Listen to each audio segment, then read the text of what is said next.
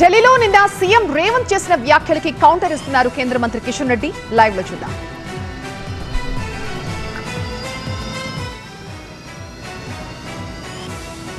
గతంలో స్వాతంత్రం వచ్చినప్పటి నుంచి కూడా ఈరోజు వరకు బీసీలకు అన్యాయం చేయడంలో కాంగ్రెస్ పార్టీ పూర్తిగా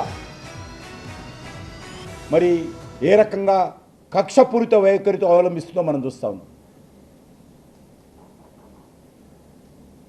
కాలేకర్ కమిషన్ రిపోర్ట్ 1955లో బీసీలకు రిజర్వేషన్ కల్పించేటువంటి నివేదికను తొక్కిపెట్టింది కాంగ్రెస్ పార్టీ.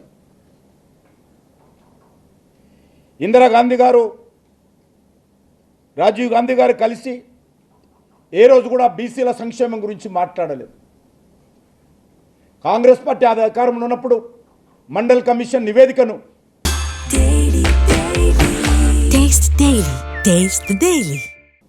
పదేళ్ల పాటు తొక్కిపెట్టినటువంటి దుర్మార్గము కాంగ్రెస్ పార్టీ ఈ దేశంలో చేసింది. బీసీ కమిషన్కు రాజ్యాంగ హోదా కల్పించింది భారతీయ జనతా పార్టీ. బీసీలకు హైయర్ ఎడ్యుకేషన్లో మొదటిసారిగా 27% రిజర్వేషన్ కల్పించింది నరేంద్ర మోడీ గారు, బీజేపీ ప్రభుత్వం. కేంద్ర మంత్రివర్గంలో 27% బీసీలకు ప్రాతినిధ్యం కల్పించింది.